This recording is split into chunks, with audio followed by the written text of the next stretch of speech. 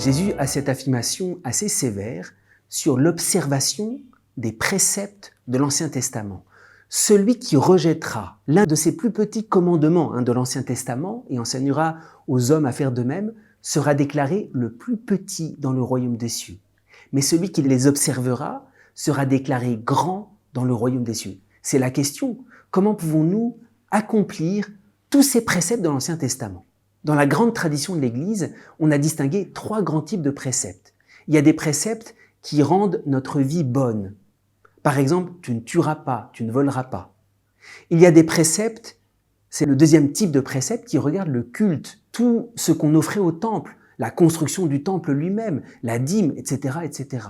Et puis un troisième type de précepte qu'on appelle les préceptes judiciaires et qui regardait l'organisation du peuple d'Israël. Par exemple, si tu as creusé un trou et que l'âne de ton frère tombe dans un trou, tu les dédommageras de telle ou telle façon. Alors la grande tradition de l'Église a considéré que ces 3 grands types de préceptes, qu'est-ce qu'ils devenaient dans le Nouveau Testament?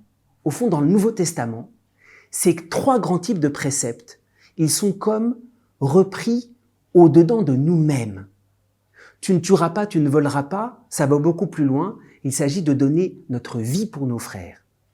Les préceptes qui regardent le culte, c'est pas seulement un agneau qui est offert, c'est nous-mêmes que nous offrons. Et puis, tous les préceptes qui regardent l'organisation du peuple d'Israël, c'est nous-mêmes qui devons nous engager pour transformer le milieu qui est autour de nous. Alors, c'est ça qui est extraordinaire. C'est Jésus qui a accompli la loi. Je ne suis pas venu abolir, mais accomplir. Mais d'une certaine manière, Jésus nous invite à accomplir nous aussi tout l'Ancien Testament. Il ne faut pas seulement se dire, bon, Jésus a accompli les préceptes de l'Ancien Testament. Nous sommes amenés, comme Jésus lui-même, à accomplir à travers notre vie tout l'Ancien Testament. C'est pour ça que pour avoir la lumière sur l'Ancien Testament, il faut regarder Jésus, c'est lui qui accomplit tout. Mais aussi, il faut regarder nous-mêmes. L'Ancien Testament, il y a comme un espèce de miroir, mis en grosses lettres, de tout ce que nous avons à intérioriser et à accomplir, tous les engagements que nous avons à faire, tout le milieu que nous avons transformé. C'est pour ça que l'Ancien Testament prépare les saints. L'Ancien Testament prépare le Christ, mais comme le Christ, nous sommes amenés de façon extraordinaire à accomplir tout l'Ancien Testament.